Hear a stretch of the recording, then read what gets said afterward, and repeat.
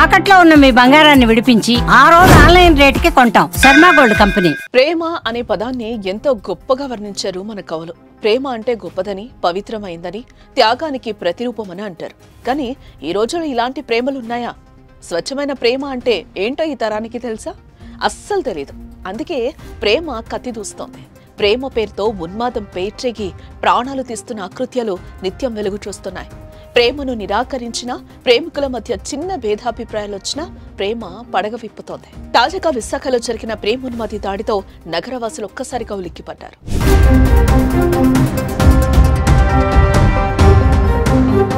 దమర్ సింగ్ నవీన్, నక్కా దీపిక వీళ్ళది 4 ఏళ్ల ప్రేమ. పెళ్లి చేసుకోవాలనుకున్నారు, కానీ పెద్దలు ఒప్పుకోలేదు. కారణం నవీన్కు ఉద్యోగం లేకపోవడమే. నవీన్ కంటే మంచి సంబంధం చూసి కుమార్తెకు పెళ్లి చేయాలి అనేది ఆమె తల్లిదండ్రులు నక్కారాజు, లక్ష్మీ దంపతుల ఆలోచన. అందుకే ప్రేమలో ఉన్న కుమార్తెను ప్రియుడికి దూరంగా ఉంచారు. నిజం చెప్పాలంటే వారి ప్రేమ వ్యవహారం ఓ దశలో పెళ్లి వరకు వెళ్ళింది. తర్వాత తలెత్తిన విభేదాలతో ఒకరికొకరు దూరంగా ఉండేందుకు రాతపూర్వక ప్రక్రియ సాగాలని నిర్ణయించారు. ఈ పంచాయతీ నవీన్ స్వగ్రామమైన పార్వతీపురం, మన్యం జిల్లా వీరఘట్టం మండలం పనసనందివాడ గ్రామంలో జరిగింది. తర్వాత పలుమార్లు విశాఖలోని కొమ్మాదిలో నివాసం ఉండే దీపిక ఇంటికొచ్చి పెళ్లి చేయాలని నవీన్ బంధువులను కోరినా వారు ఒప్పుకోలేదు. దీంతో ఎవరికి వారు దూరంగా ఉంటున్నారు.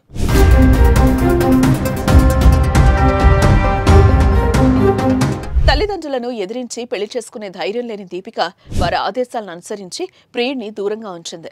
విశాఖలో ఉద్యోగం చేసే దీపికకు హైదరాబాద్లో ఉద్యోగం కోసం ఇంటర్వ్యూకు వెళ్లాలని భావించింది. అందుకు టికెట్ కూడా చేసుకుంది. బుధవారం సాయంత్రం బస్సు ఎక్కాలి. ఈ విషయం నవీన్కు తెలిసింది. సొంతూరు నుంచి బైక్పై విశాఖకు బయలుదేరాడు. బుధవారం మధ్యాహ్నం 12:10 యువతి ఇంటికొచ్చాడు. ఆ సమయంలో ఇంట్లో దీపిక, ఆమె తల్లి లక్ష్మి ఉన్నారు.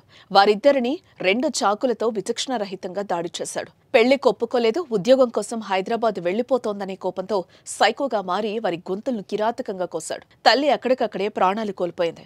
దీపిక ప్రస్తుతం చావు బతుకుల మధ్య కొట్లాడుతోంది. ఘటన తర్వాత పారిపోతున్న నవీన్ ను బూర్జా పోలీస్ స్టేషన్ వద్ద చాకచక్యంగా పట్టుకున్నారు.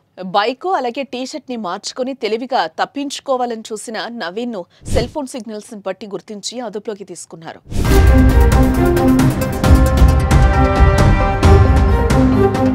నవీన్ దీపికను ప్రేమించాడు. పెళ్లి చేసుకోవాలని కూడా అనుకున్నాడు. జీవితం అంతా కలిసి ఊహించుకున్నాడు.